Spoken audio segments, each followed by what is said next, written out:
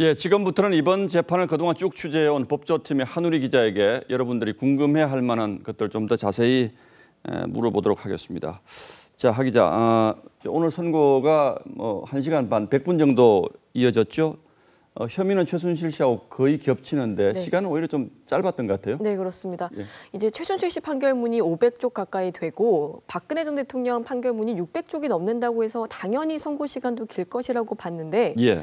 오히려 330분이 더 짧게 진행이 됐습니다. 이게 국민 앞에서 생중계가 되다 보니 김세훈 재판장이 좀 짧게 쉽게 전달하려고 했기 때문인 것 같습니다. 선고를 시작할 때부터 간략하게 설명을 하겠다라고 먼저 말을 하기도 했습니다. 예. 또 듣는 국민 정서를 고려한 듯이 박근혜 전 대통령을 피고인이라고 부르겠다 이렇게 설명도 했습니다.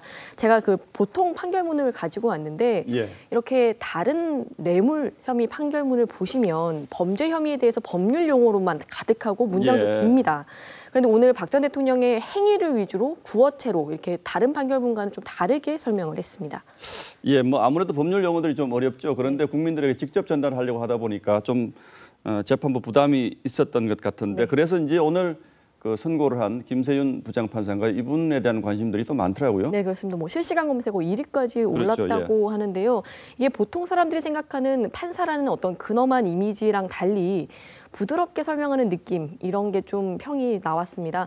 그래서 실제로 이 말투 때문에 저희 기자들 사이에서는 유치원 선생님 이렇게 부르기도 합니다. 별명인데요. 하지만 장시호 씨에게 실형을 선고해서 법정 구속을 하는 등 형량에서는 오히려 더 원칙적이다, 이런 평도 나옵니다. 예, 그런데 대개 이제 전직 대통령들이 재판에 넘겨질 정도면 대개 이제 상당히 중형들이 선고가 되지 않습니까? 네. 사실 박 전 대통령도 24년 뭐 나이를 고려하면 거의 종신형에 가깝다 이렇게 봐야 할 텐데 앞으로 이제 어떤 일들이 지금 예상이 됩니까? 좀 생각을 해보셨나요? 네, 일단 지금 항소 여부, 그러니까 2심 재판을 더 받느냐 안 받느냐 이 문제가 남았는데 예. 그 국선 변호인들은 좀 더 싸워보겠다 이런 의사를 기자들에게 밝혔지만 박 전 대통령이 지금까지 그 재판 보이콧을 해왔고 예. 이 부분에 대해서 좀 그 재판을 더 받는 것에 미련이 없지 않나, 이런 그 전망도 나옵니다. 예. 그 최순실 변호인인 이경재 변호사가 저희에게 실제로 좀 미련이 없다, 앞으로 더 재판을 받지 않을 것 같다라는 말을 했습니다. 뭐 일각에서는 네. 이게 이제 뭐 빨리 재판을 끝내고 특별 사면을 받는 것을 기대해서 항소하지 않을 것 같다, 이런 얘기도 지금 나오던데요. 실제로 그런 얘기들이 있습니까? 그렇습니다. 왜냐하면 이제 형을 빨리 확정을 받으면 그게 사면 대상이 됩니다.